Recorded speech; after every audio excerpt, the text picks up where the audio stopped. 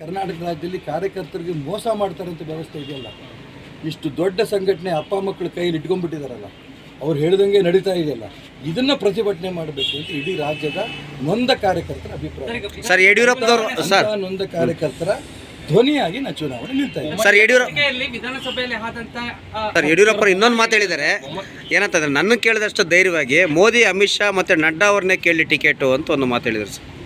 ಶೋಭಾ ಬಂದು ಅಮಿತ್ ಶಾ, ನಡ್ಡಾ, ಮೋದಿ ಕೇಳಿದ್ಲ? ಅವ್ರ ಪರವಾಗಿ ಬ್ಯಾಟಿಂಗ್ ಮಾಡಿದ್ರಲ್ಲ, ಅಲ್ಲಿಂದ ತೆಗೆದು ಇಲ್ಲಿ ಹಾಕಿ ಎಲ್ಲ ಮಾಡ್ತೀರಲ್ಲ. ಶೋಭಾ ಹೋಗಿದ್ರ ಅಲ್ಲಿಗೆ?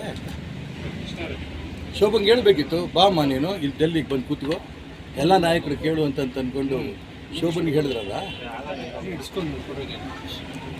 ಬೊಮ್ಮಾಯಿ ಇವತ್ತು ನಿಮ್ಮ ಪತ್ರಿಕೆಗಳು ಓದಿದೆ. ನಾನು ಕಾಂತೇಶ್ ಹೆಸರನ್ನೇ ಹೇಳಿದೆ. ನಾನು ಅವ್ರ ಬಗ್ಗೆ ನಾನು ದೂಷಣೆ ಮಾಡಲ್ಲ. ಆದರೆ ಇವರು ಶೋಭಾಗೆ ಹಠ ಹಿಡಿಯೋಕ್ಕಾಗತ್ತೆ, ಕಾಂತೇಶನ್ಗೆ ಯಾಕೆ ಹಠ ಹಿಡಿಲಿಲ್ಲ?